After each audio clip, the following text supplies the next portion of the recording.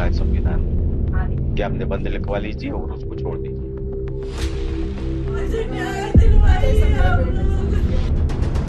इन दोनों को 17 साल 8 महीने की उम्र में नाबालिग होने की आड़ लेकर बचने की कोशिश करते एक रईसजादे की कातिल रफ्तार ने नहीं मारी, बल्कि इन दोनों बच्चों को संगठित रूप से मिलकर सिस्टम ने मार दिया। 6 दिन पहले पुणे में एक कार एक्सीडेंट हुआ था, जिसमें एक 17 साल के लड़के ने 2 IT इंजीनियर को अपने 1.5 करोड़ की महंगी कार से उड़ा दिया था, जिसमें उन दोनों यंग लड़के और लड़की की जगह पर ही मौत हो गई।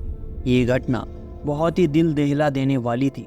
इस घटना में सब कुछ है जो एक बॉलीवुड मसाला मूवी के लिए चाहिए होता है। पैसा, गुंडे, रिश्वतखोर पुलिस, क्रिमिनल बैकग्राउंड और हमारे समाज का सच। गरीब कुत्तों के जैसा मरता रहेगा और अमीर अपने पैसों से सब कुछ चुप करा देंगे या खरीद लेंगे।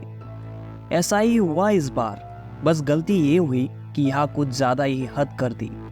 यहाँ लोगों का इमोशन जुड़ गया, वरना ये केस भी उसी रात को निपटने वाली थी। और यकीन मानो, पुलिस और उस लड़के के बाप ने सारे प्रयास किए, किंतु इस बार भाग्य ने उनका साथ न दिया और आज वो लड़का, उसका बाप और उसका दादा, ये 3 पीढ़ियाँ जेल में है। और हाँ, ये मत समझना कि यह गुनहगार सिर्फ वो लड़का था। नहीं, उसका बाप और उसके दादा उससे भी बड़े हैं। खैर, उनकी शौर्य गाथा के बारे में बाद में बताता हूँ। पहले घटना क्या हुई ये जान लेते हैं। आज से करीब 7 दिन पहले 12th का रिजल्ट लगा था। पुणे के एक अमीर बिल्डर का बेटा वेदांत घर से 12th पास होने की खुशी में पार्टी के लिए निकलता है। वो अपने पिता से इसकी परमिशन लेता है। उसके पिता विशाल अग्रवाल इसकी परमिशन देते हैं और कहते हैं कि पोर्शे गाड़ी लेकर जाओ और साथ में एक ड्राइवर भी देते हैं और उसे कहते हैं कि अगर वेदांत गाड़ी चलाने के लिए मांगे तो दे देना। वेदांत पुणे के एक बार में जाता है। वहाँ वो और उसके दोस्त रात भर पार्टी करते हैं। बहुत शराब पीने के बाद 48,000 का बिल करा के वो घर की ओर निकलता है और निकलते वक्त वो अपने ड्राइवर से कार की कीज मांगता है। ड्राइवर फिर एक बार उसके पिता को फ़ोन करता है और वहाँ से जवाब आता है, दे दो उसे। वेदांत दारू के नशे में फुल स्पीड कार चलाता है और कुछ ही दूरी पर आकर 2 24 साल के लड़के और लड़की को जोर से टकराता है। वो दोनों वही दम तोड़ देते हैं। वेदांत कार को आगे ले जाना चाहता है, पर एयर बैग्स के खुल जाने से उसे आगे कुछ दिखाई न दिया और उसे वही गाड़ी रोकनी पड़ी। लोगों ने वहां आकर उसे पीटा और पुलिस के हवाले कर दिया। अगर वो वहां से बचकर निकल पाता तो उसकी जगह उसके ड्राइवर का नाम सामने होता और सूली पर ड्राइवर को ही चढ़ाया जाता। तब तो ये हो ना सका, पर आगे ड्राइवर को ज़रूर फंसाने की कोशिश की गई। कैसे, आगे सुनिए। वेदांत को पुलिस के हवाले किया गया और यहीं से पुलिस पर आरोप लगने शुरू हुए। एक्सीडेंट के 11 घंटों तक वेदांत का ब्लड रिपोर्ट नहीं लिया गया, जिसके जरिए पता कर सकते हैं कि उसके शरीर में अल्कोहल था या नहीं, पर उसे 11 घंटों तक नहीं लिया गया। प्रथमदर्शनीय पुलिस ने कहा कि उसने शराब पी ही नहीं, लेकिन कुछ घंटों के बाद वो जिस पब में शराब पी रहा था उसके वीडियो सोशल मीडिया पर वायरल हो गए और साथ में उसकी तेज रफ्तार कार के भी। उसके बाद फिर एक बार मीडिया में एक खबर फैली कि उसे पुलिस स्टेशन में पिज्ज़ा और बर्गर दिया गया। इससे लोग और भी गुस्सा हो गए कि ये कैसा भद्दा मजाक है।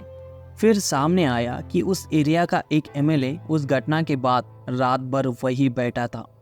अगले दिन वेदांत को माइनर कोर्ट में ले जाया गया और वहाँ उसे जो सज़ा दी गई उसे सुनकर आपको लगेगा हंसू या हमारी व्यवस्था पर रो।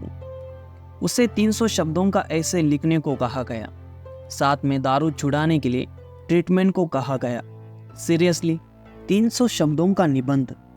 शर्म की बात है, वहाँ 2 यंग लोग अपनी जान गंवा बैठे हैं जिनमें उनकी गलती थी भी नहीं। उसकी सज़ा 300 शब्दों का ऐसे। वाह, ये सब हो रहा था, किंतु अब ये मुद्दा सिर्फ पुणे तक सीमित ना रहा था। इसने आग पकड़ ली थी और पूरे हिंदुस्तान में इसके चर्चे होने लगे। अब पुलिस और प्रशासन को हरकत में आना पड़ा। वेदांत को घटना के 12 घंटों के अंदर ही जामीन मिल गया था, उसे खारिज कर दिया। उसके बाद उसके पिता विशाल अग्रवाल को औरंगाबाद से गिरफ्तार किया गया सबूतों को नष्ट करने के जुर्म में। फिर अग्रवाल फैमिली की जुर्म हिस्ट्री धीरे धीरे बाहर आने लगी। पुणे के एक शिवसेना एमएलए ने सामने आकर कहा कि इनके तार छोटा राजन के साथ जुड़े हैं और 2009 में मुझ पर हमला इस लड़के के दादा सुरेंद्र अग्रवाल ने छोटा राजन की मदद से करवाया था, जिसमें मेरे ड्राइवर को गोली लगी थी। बाप बेटे तो जेल में थे।